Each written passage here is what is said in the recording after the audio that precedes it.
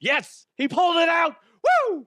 And now babies won't be made. Anyway, the reason I say pull it out to start the show, it was back in 2018, this week, that I was on Radio Row producing for Schlereth and Evans and we're covering Super Bowl week, like I said, in Minnesota.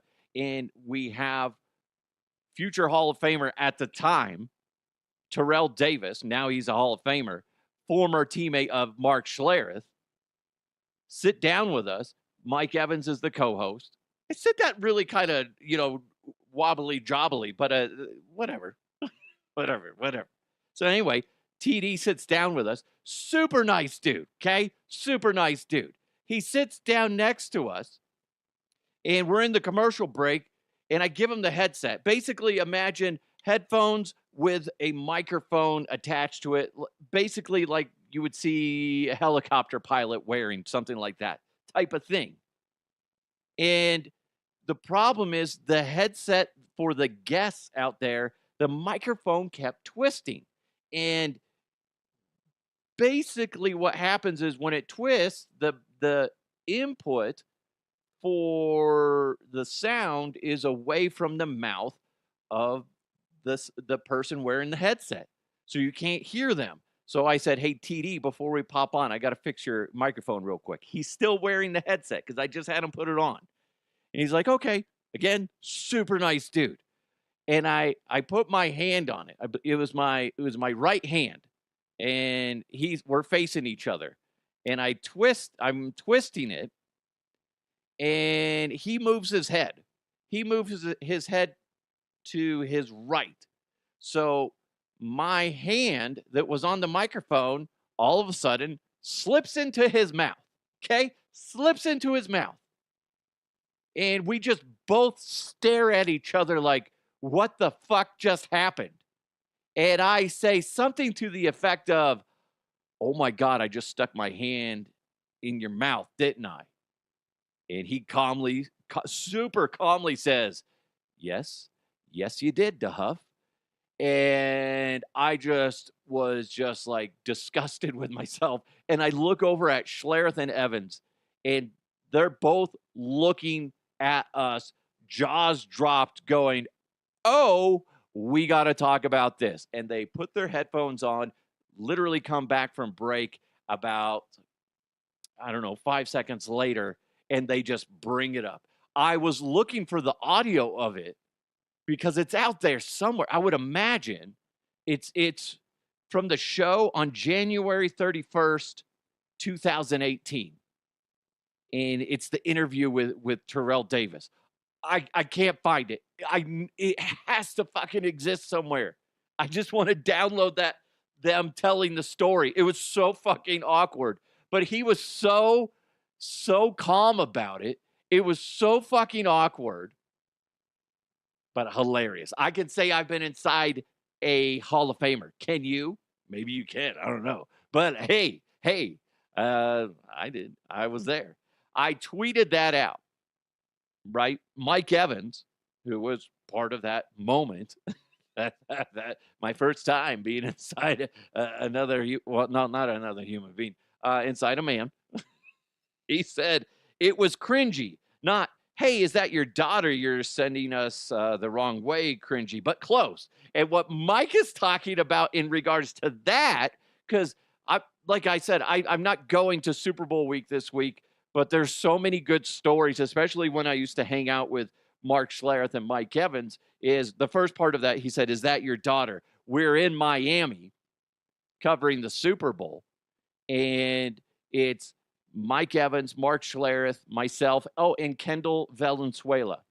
And we're on the beach. We had just bought some beach toys for a silly little video that we did.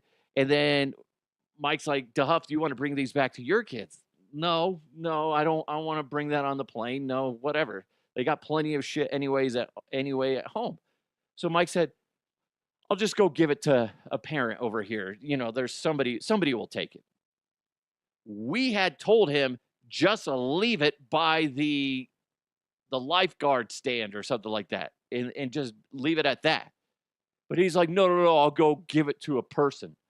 So he goes up to this lady, and I'll do the voice as we projected the next day because uh, this is what we imagine Mike said. He goes up to this lady with a bucket of toys, and he's "Hey, is that your daughter?" And she looked at him like, "There's this creeper. Where's your van, sir?" She looks at him like, "What the fuck are you doing?" You know, and Mike immediately realizes whatever he said just came out pure creep vibes. And he's like, "I just want to know if she wanted these." He ended up just leaving them, but he like scooted along. What's funny is he goes up to the lady, and we could kind of hear he did say, like, "Is that your daughter?" He may have said something else to it, but the way we heard it is like, "Hi, is that your daughter?" Type of thing. As soon as we heard that, all three of us turned around and fucking booked it towards the mainland. Like we left Mike alone. We left him to die on the beach in Miami. We were waiting for a swarm of cops to come out on top of him. It was so fucking creepy. So if you ever go up to Mike, you see Mike Evans, be like, "Hey, is that your daughter?" And then the other part was Mike and I were going to the media party. It's actually, this is in Miami as well. There was a train derailment near where we needed to go, and we're in an Uber, and police are directing traffic. What ends up happening is there's miscommunication between the police officers. Basically, we were going in circles. Okay, going in circles. We see the same set of cops like 3 times. Mike is pissed. He's hungry. His blood sugar's low. That boy likes to eat. He does. He does. So finally, this is something a white guy can get away with, okay? Let's be honest. He goes to the cop. We're driving, and the cop says, "Go this way." And then Mike, just purely pissed off and tired of doing the same thing, he goes, "You're sending us the wrong way." Everybody in the car's like, "Shut up, Mike. We don't need to get tased." Oh my God. So much fun going out to the Super Bowl, doing a lot of crazy stuff. You could end up inside a Hall of Famer, or you could yell at police officers because you want your shrimp cocktail. I don't know what your poison is, but hey, it can happen. That's what makes Super Bowl week so magical. It is. It is. Anyway, yeah, Super Bowl week is going on right now, and we'll get into some other stuff in regards to the Super Bowl real quick. But make sure you hit that subscribe button wherever you're listening or watching. Remember, today's show is brought to you by Kirkwall Group and, of course, Bet Online. Bet Online is the world's most trusted betting platform and your number one source for online betting in 2025. Whether you're a seasoned fan or a first-time bettor, Bet Online is your ultimate game day companion. They got the largest selection of odds on everything from football, the NBA, college basketball, to NHL and UFC. BetOnline is your number one sports betting source for the new year. Every touchdown to three-pointer and hat tricks, BetOnline has you covered with odds, stats, and more for every game, every play, every win. I literally was looking at the words going, I don't know if I want to read. My brain was just like, hold on, hold on, hold on. Words? What? Anyway, go to betonline.ag. It's betonline. The game starts here. Speaking of Super Bowl week, this is ridiculous.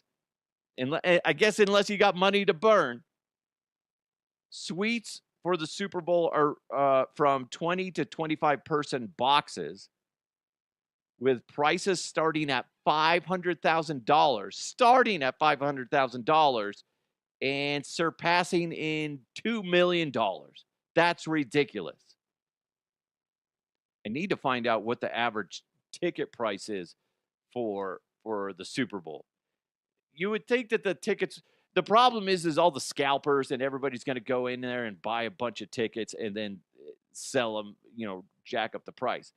But if you're a true fan, a lot of the true fans can't make it to the game because it's expensive as shit, and that sucks. So I know a guy that went to the Super Bowl in the Broncos when they got their ass kicked by Seattle, and it was like the dude. I don't even know how he did it. He had to have borrowed a ton of money. He might still be paying it off, but it was like well into like $5,000 for the entire thing. It's ridiculous. It's just not. It's you're screwing over the true fan, not the rich fan. The rich fan can handle it. But Joe Schmo, like you and me, I can't afford to, shit away that kind of money. That's terrible. They need to fix that. Fix it.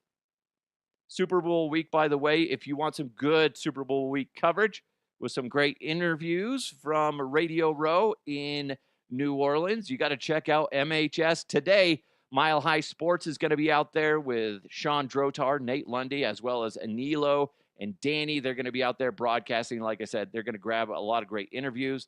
There's going to be a lot of great content coming your way. Again, MHS Today. Follow them on social media at Mile High Sports. A lot of good stuff. Speaking of good stuff, let's do it. Let's jump into some headlines. Let's go! Let's go! And now, here are the headlines. Speaking of the Super Bowl, Louisiana lawmakers are demanding a family-friendly halftime show for this Super Bowl. They're bringing up old shit. They're like Janet Jackson's infamous wardrobe, her nipple slip. Oh God! Like who gives a shit? They're bringing up everybody. They're like, oh no, J-Lo or Rihanna, all these things. They're like, there's too vulgar. I'm just curious, like, what are you guys wanting for the Super Bowl? What? Are you wanting the Wiggles to go out there? Is that, that kid? They're like, hello, let's talk about apples. Hey, hey, hey. I don't know what they sing. I honestly don't. But it's ridiculous. What do you guys want? Oh, I know what it is. Remember that skit from SNL with Will Ferrell and a gas tire? I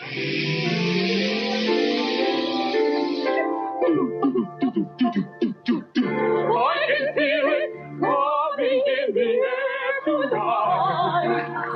Oh, Lord. Yeah, that's what they want. They want that. Come on.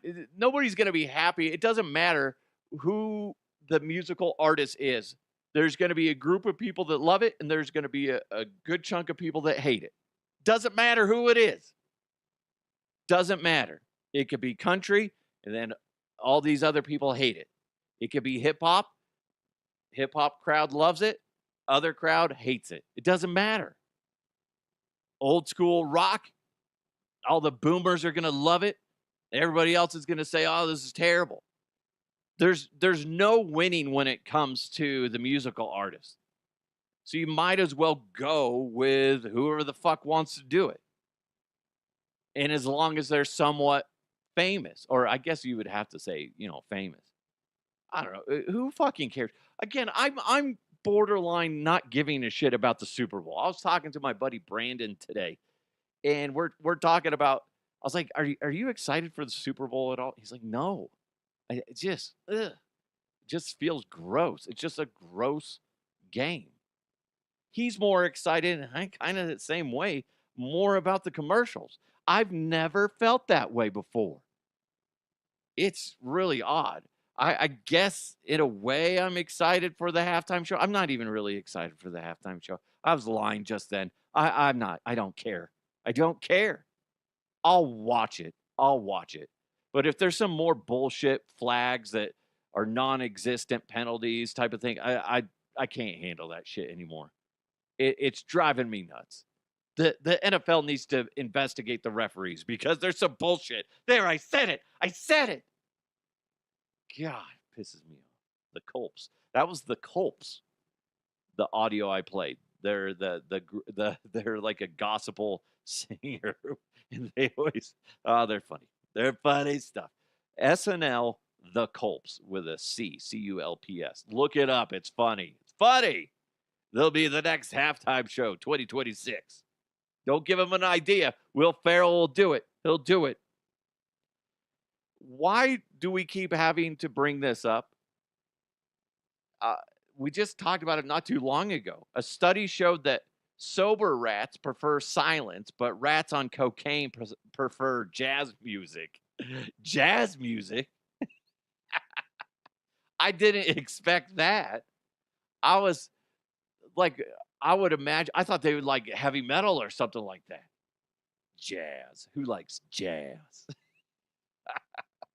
When jazz music by Miles Davis was consistently associated with cocaine exposure, the rats developed a preference for the jazz music over silence. Even in a drug-free state, suggests that that environmental cues such as music can become associated with drug experiences and potentially influence drug-seeking behavior. So they could be sober after doing cocaine, and then all of a sudden they're like, they hear some jazz and they're like, you know what? Ooh, what do I need? What do I need? I have an idea. Want to do some cocaine? Hey, cocaine is the one thing that Feige said is off limits. What about Bolivian marching powder? They know all the slang terms. They have a list. Even snowboarding? Even disco dust. White girl interrupted? Even force bump. Booger sugar? I wouldn't even try powdered go nuts. Do you want to build a snowman? Yes, but I can't. That's so weird. Scientists, what in the hell are you guys doing? Just, hey, I have an idea. Let's give some rats some cocaine. Great idea, Todd. Hey, we got some pigs over there. You thinking what I'm thinking? Yep, cocaine. Yeah, high five. Let's order a pizza real quick, though. What the shit, man? Again, I don't get it.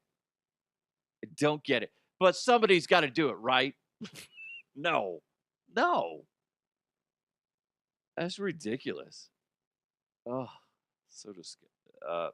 Like Michael wrote on Twitter, he said, I'm glad they're spending their time on important stuff. I'm sure they can justify it in some way and try to twist it around to, oh, it's important that we know this because of bleh. No, you guys are just fucking bored and trying to justify your existence. How about that? That's what it is. They're like, what have you guys been working on? We gave rats cocaine and then played jazz music. I like it. Way to go, guys. Way to go. Got any more of that booger sugar? I'm just asking for a friend. Seriously, though, do you? Weird. Come on, scientists. When you see that, don't you feel like, yeah, I'm pretty sure I could be a consultant for a science group, right? Hey guys, we need some ideas. What can we study? What can we put these rats to the test on? I don't know. Maybe give them some cocaine and then put on the Predator movie. I don't know. See what happens. See which movies they like. Do they like comedy? Do they like rom-coms, if you're going to, slightly different than comedy? Or do they like action or drama? Oh, that's a great idea. Hey, go get that bag of cocaine and go get the rats. The heck, man. So fucking bizarre. Scientists, at least do the weed thing. That would be better. Be like, well, what do we want to do? Let's go get the mice high, just baked off their asses, and we'll see. Do they prefer cheese, peanut butter, or maybe they like donuts? And we'll see what happens. Does their appetite change? Don't know. Maybe they're addicted to porn now. I don't know. Rats addicted to porn because of cocaine or because of marijuana ingestion. This is our study. I don't get it. Don't get it. How are you a scientist? They're like, we really need to find out what happens when you give rats cocaine. How was work, Daddy? Great. I gave a bunch of rats a bunch of cocaine. Woo! Sorry, I got to go run around the block. I am just jazzed up. Here's an interesting story. I I read this story to my wife, and she gave a good rebuttal. But I'll go through my initial thoughts, then I'll tell you what she said, which now I kind of lean towards what she said. There's a recent study that said Gen Z essentially sucks at cooking. 42% said they could not whip up a basic stir fry, which I asked my son tonight. He's Gen Alpha. I said, do you know if I said, hey, Jackson, can you make a stir fry? What would your ingredients be and how would you do it? He told me, he's like, I don't know, just get some vegetables, chop up some meat, probably make it like cubed meat, and then toss it in there, and then put some, maybe some sauce. He's all, do we still have the teriyaki sauce upstairs? I'm like, yeah, there you go. Made a fucking stir fry. Okay. And he's 11. Gonna be 12. Gonna be 12, though. 27% couldn't figure out a simple soup. 61% have no clue how to make an omelet. And just under half said cooking is way too stressful. I said, just Google a fucking recipe. It's really simple. That's what I do. If I don't know how to cook something, I'm just going to Google it. I tweeted this out as well. Michael responded with, that's why they DoorDash everything, then complain they're broke. True. And DoorDash is a fucking ripoff. Sorry, it is. Sorry, not sorry. Sorry? No, not sorry at all. If you're in a bind, DoorDash is fine. If somebody gives you a DoorDash gift card, sure, use it. Otherwise, nah, just not worth it. I'll get in my car and drive to get it. Save some money. Get outside, get some fresh air, courtesy of my car. So, my wife brought this up because I'm like, fucking Gen Z. They're so dumb. She said, whoa. I think at the top end of Gen Z, they're about 26 years old. She said, at 26 years old, did you know how to make any of those things? You were a terrible cook. You didn't know how to cook at all until she showed me. Oh, she had to rub my nose in that, didn't she? But she has a good point. And in this study, they're like, boomers know how to do all these things. Boomers know how to do this. Boomers and Gen X and millennials know how to do this. Then I'm sitting there going, well, yeah, no shit. Good fucking point. The article is written as Gen Z is a bunch of morons. And then she simply put it as they're just not experienced yet. It's really nobody's fault, even though the article was saying that this is due to parents not teaching them how to do things. But when you look at it, is I didn't really know how to do jack shit when I was like in my early 20s. And then my wife started teaching me how to cook. And then with the addition of Google, then I can Google recipes. And that's what I do. If I need some ideas on things that I can make. So I don't think, as much as I want to bag on Gen Z, okay, and call them a fucking idiot sandwich courtesy of Gordon Ramsay, I don't think that that's a fair assessment. Do you think I'm wrong on that, Gen Z? I got your back on this one, okay? I know everybody's going to go, fucking Gen Z don't know how to make a goddamn sandwich. But they're not that old. And maybe you were experienced at that age, but I don't think a lot of us were. So I don't know. Maybe I'm being too sympathetic. Maybe I'm being brainwashed by my wife. That bitch. I had a whole big rant on how stupid Gen Z was, and then she just flipped me over like a dirty pillow. Huh? What? Dirty pillow. Keep talking. What's making it so dirty? What? What? Huh? I don't know. I think that's interesting. I think that's interesting because I posted that. Then now I feel like a dick. I agree. I think it's more of those things where with age comes more experience. And yes, there's going to be some people that are well educated when it comes to the culinary arts. Listen to me, I sound so smart. But there's a good chunk of us that just didn't have the experience. Growing up, I didn't learn how to cook. And then once you're out on your own, you start experimenting with cooking, and then you get some, hopefully you get some influence. I still know some people that are in my age bracket that can't cook to save their lives. But then I know some people that they're fucking amazing at cooking. So I don't think that that's necessarily a dig at the Gen Zers' parents, is what the article was trying to say. And it's also trying to take a dig at Gen Z. And I just, as much as I want to bag on Gen Z, I don't think I can. I think that's too big of a dick move. Let me know your thoughts. DeHuffPodcast@gmail.com. I think it's the easy way out. I don't think that's right. I don't think that's right. What is right is if you're running a business and you need help with the back of the house, you need someone with experience and is trustworthy. That's what Wendy, who listens to the show, is doing. She's reaching out, just like you should reach out to Kirkwall Group. They got over 30 years of experience. Richard in the Kirkwall Group understands that you and your business deserve someone who's efficient, timely, accurate, cost effective, focused on your success, and is working to save you money. Kirkwall Group can help you with your bookkeeping, accounting management services like CFO, controller, accounting manager, projects and support, as well as tax planning and preparation, income, property tax, sales, and use tax. What you need to do right now, go to kirkwallgroup.net, kirkwallgroup.net. That's Kirk with a K, and see everything they can do for you and your business. Again, kirkwallgroup.net. It's Kirkwall Group. They count what counts for you.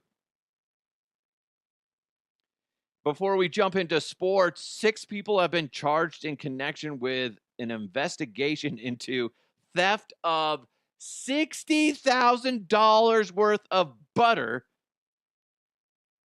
Why would you steal $60,000 worth of butter?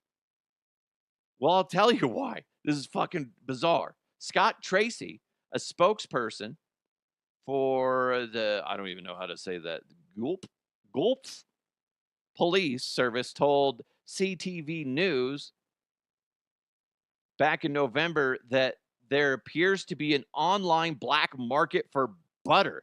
Black market butter. That's bizarre. Would you want to buy black market butter? I just don't feel like that's a good idea. That's not a good life choice. Do you have any of that good butter? Yeah, I do. It's in the back of my trunk. Do you guys ever get those people that drive by your neighborhood? They're usually like in a white van or a white truck. It's usually a white vehicle. And they're like, hey, do you want to buy some meat out of my back of my truck? I don't know. Are you going to rape me too? This feels fishy. Don't like it. Why would you buy? Have you guys ever done that? I feel like that's super fishy.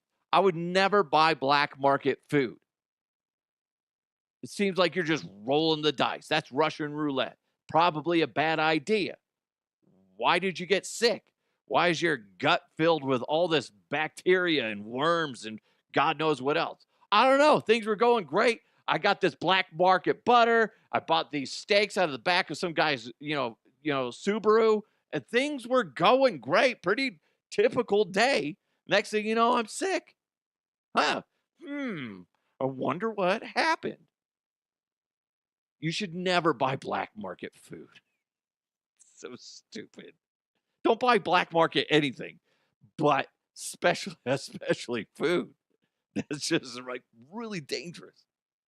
But they're saying that the reason why there is a market, I guess a black market for butter, is because prices in this area, wherever the fuck this is, butter's going through the roof.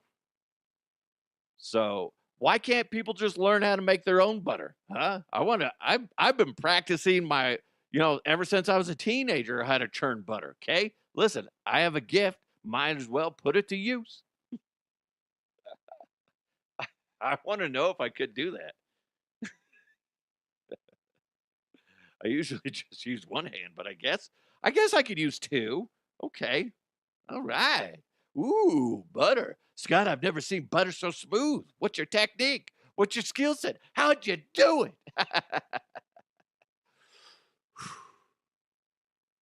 A gentleman never says. I'm a gentleman. I don't tell anything. I've been jacking off a lot. I'm in a weird mood today. I'm sorry. I apologize. But what's funny is I just got to bring this up real quick. I am a little irritated.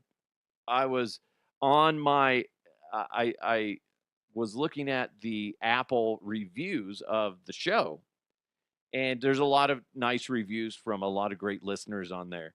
I've read, I think, most of them on here, and I'm looking at it, I'm like, whoa, whoa, whoa, whoa, whoa, whoa. 4.8 out of 5 stars? What the shit?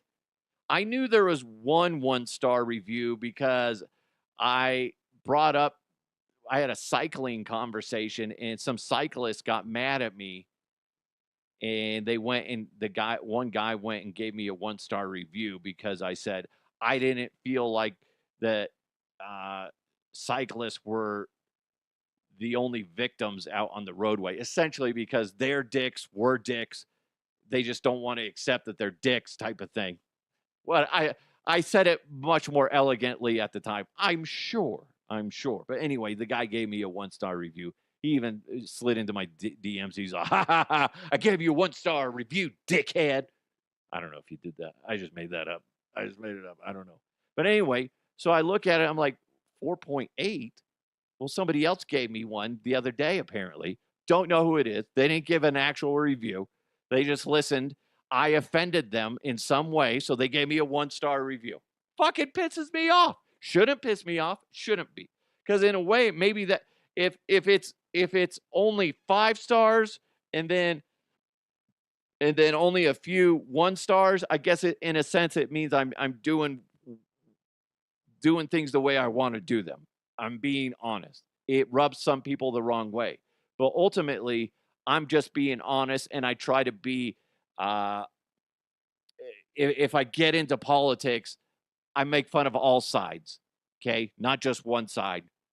If you can't handle that, you can't handle that. But it's just like, come on, man. We joke around about everything. Somebody got offended. So if you can go there and fix that and get me back up to at least 4.9, that would be great. Well, I guess I can't ever get back to 5.0. It will always, if you guys can get me to 4.9, that would be great. And find out who did that and hunt them down. Hunt them down. String them up. Hey, fucker, why'd you do it? Tickle, tickle, tickle, tickle, tickle. If you guys could give him a little tickle, that'd be great. That'd be great, man. Oh, because you know what those fingers are for. These fingers are ready to tickle some pickles. Tickle, tickle, tickle, tickle. Told you I'm in a weird mood today. I don't know. Don't know what's going on. Don't know. Oh, shit. I know what I do need to do right now. Sorry. Let's jump into some sports. Going deep, tight ends and long balls. No, it's not an invitation to a Diddy party. Oh, gross! It's sports with the Huff. I saw this last week. I posted it to my Facebook page, and I think there's about roughly 75% of the people interacting are against what Cam Newton's saying, but there's like 25% that are leaning towards what he's saying as just pure truth. What's he talking about? Let's join in with Stephen A. Smith. Ask you, Cam, if you could give back that league MVP for a Super Bowl championship, would you do it? Nope. Oh, Really? really? Wow. Because you have to ask it through this lens. That was a very journalistic viewpoint or vantage point or response, Stephen A. I'll ask you this question, and, just to pose this thought. What's more important, impact or championships? You look at a guy like Allen Iverson, or you stood up on the table and blah, blah, blah, blah, blah. Everybody's not going to be Michael Jordan. Everybody's not going to be Patrick Mahomes. Everybody's not going to be these individuals who have the luxury of saying, hey, I not only dominated this sport, but I also have championships to back it. Like, let me remind you, Brad Johnson won a Super Bowl. Trent Dilfer won a Super Bowl. Respectfully, Nick Foles won a Super Bowl. So, yes, when you look at those guys and you say, okay, what's more important? Would you have preferred to win a Super Bowl? I think that's the humble approach. But if we're being honest, the impact of you holding yourself accountable to say everybody has a responsibility to do. And you can say as an MVP award winner or All-American, you've held yourself or you've held your end of the bargain down. And that's what it really comes down to for me. I know that's not the popular pick. I'm trying to be popularized. But my take is I'm taking individual success because I did my job. Football is not about one guy trying to do 11 jobs. It's 11 guys doing one job. And if everybody does their job best, famous words of our coach, Belichick, just do your job. Do it. My God. I dislike that response so fucking much. First of all, I will say this. Cam Newton has never been the same since Super Bowl 50. Since he got his ass beat by the swarming defense of the Denver Broncos. Never been the same. Never been the same. So he's saying that he would prefer to be looked at as the best player on the team, the guy that tries the hardest, other than being a team leader and leading the team to the greatest accomplishment in the sport of winning a championship. He would rather have individual success instead of being success as a team. What the fuck? Who would want to play with him? Would you rather have a guy that is in that mentality or somebody that's all about, I don't care if I throw for 500 yards and 20 touchdowns in this game. I just want us to win. There's a wide open guy down the line, but if I run for 5 yards, I'm going to get 100 yards rushing. I'm going to run it. Yeah, that way I get that little notch on my belt. Who the fuck would want to play with Cam Newton and anyone with that mentality? Yes, you might be good. Yes, you won the NFL MVP. You didn't win the whole thing. Look at Nikola Jokic when he won the MVPs. I'd rather have a championship. He's quoted out there saying something like that. Wouldn't you rather have a championship than an MVP, an individual award, or a team award? I don't care what business you're in. I don't want to work with somebody that's all about individual success versus team success. Have you ever had somebody take credit for things that you did? That happens all the fucking time. So many different industries. Used to happen to me. And it used to drive me batshit crazy. So I got to the point where I would be over communicative when it came to giving other people credit, especially the people that I knew that had wronged me. And then eventually they ended up changing their tune because I think they felt so bad. That's called reverse psychology, bitch. There's these people that are so out for themselves. Like, get yours, huh? Yeah. That's what the people are saying on Facebook on this post. Hey, you got to get what's yours.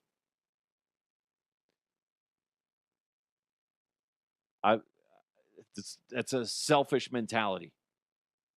So I reached out to a couple former Super Bowl winners. Brandon Stokely, he won 2 Super Bowls. I asked him essentially, like, if you could trade one of your Super Bowl rings, instead get a MVP, would you do it? Because this is what Cam Newton's saying. He's like, he would never exchange his MVP for a championship. He'd rather have the MVP. Stokely said this: I wouldn't, because I've won one and I know how cool it is to experience that with your teammates. He wouldn't do it because he knows how special it is. Cam doesn't know. Cam has no fucking clue. Now, that being said, Stokely doesn't know what it's like to win the MVP. He doesn't. But you know what? Stokely's mentality is on par for being a good teammate, a good coworker. You don't want somebody that's just all about themselves. And he wants other people to experience what he's experienced. That's what you want. Mark Schlereth, I said the exact same text, exact same one. Mark Schlereth won 3 Super Bowls, 2 with the Denver Broncos, 1 with the Washington Redskins. He said, sure, I have 3 of them. I'd still have 2 left over. And I responded with, you're such a cock. So funny. So funny. But you guys tell me. You tell me. Would you, in your position, in your job, would you want to be known as the best in the company at what you do? Or would you want your whole company to be the best out of everybody? Maybe that doesn't translate well. Maybe it doesn't. You're the best sales rep in the company by far, or the best sales rep in the state. But your company is shit. Which would you rather have?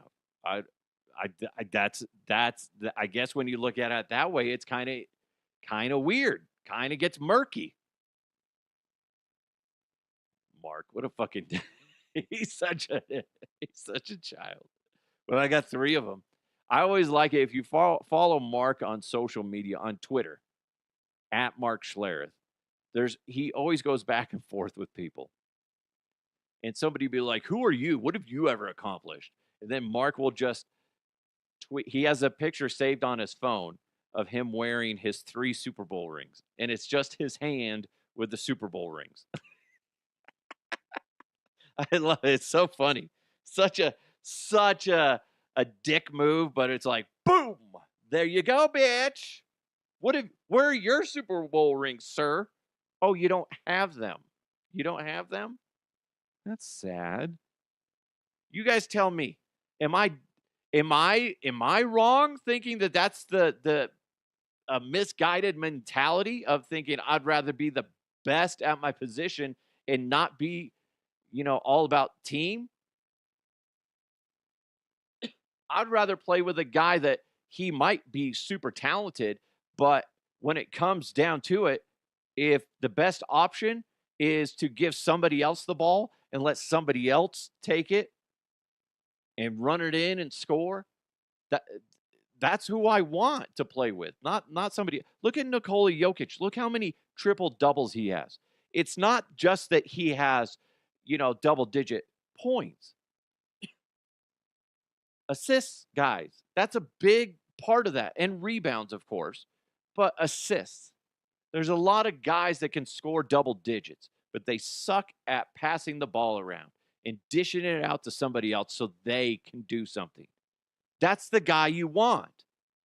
And he wins the MVP for that type of thing. And he sure as shit should win it again. Okay?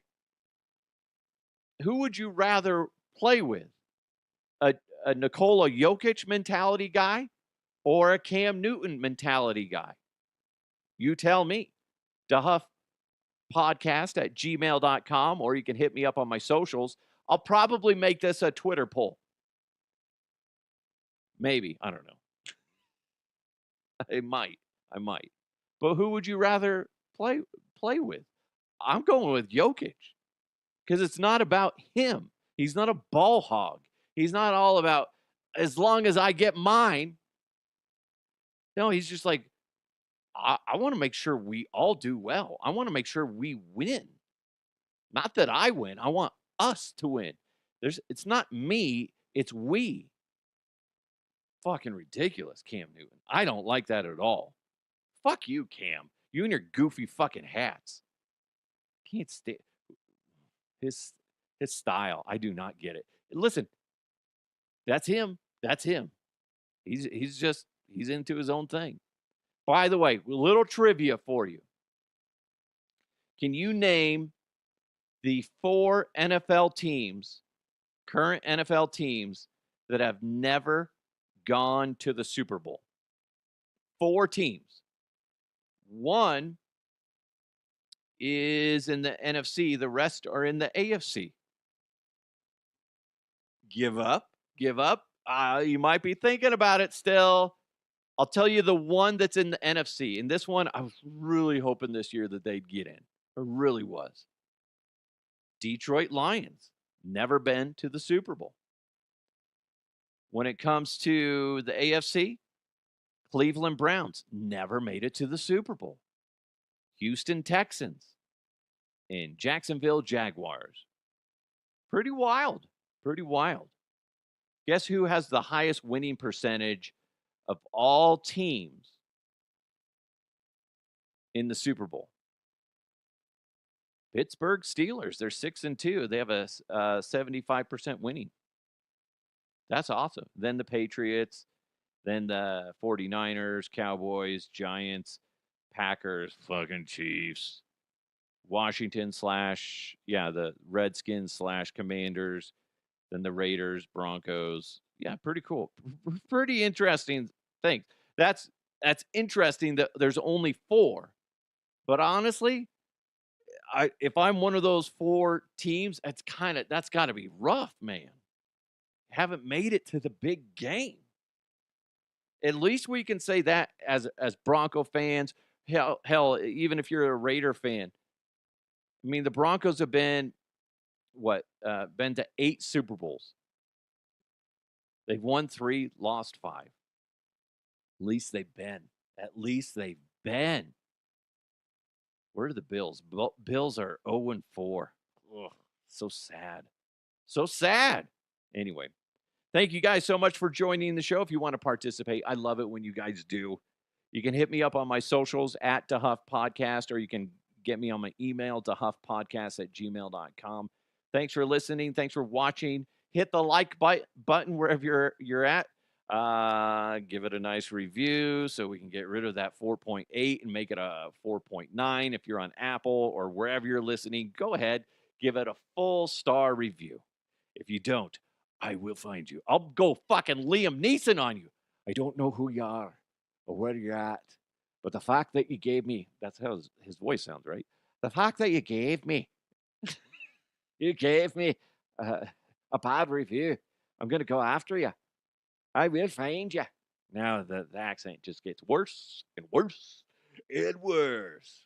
Anyway, thanks so much to Kirkwall Group as well as Bet Online. It's DeHuff Uncensored. You guys are amazing. Have a fantastic day. Let's continue to move forward. I'll talk to you next time.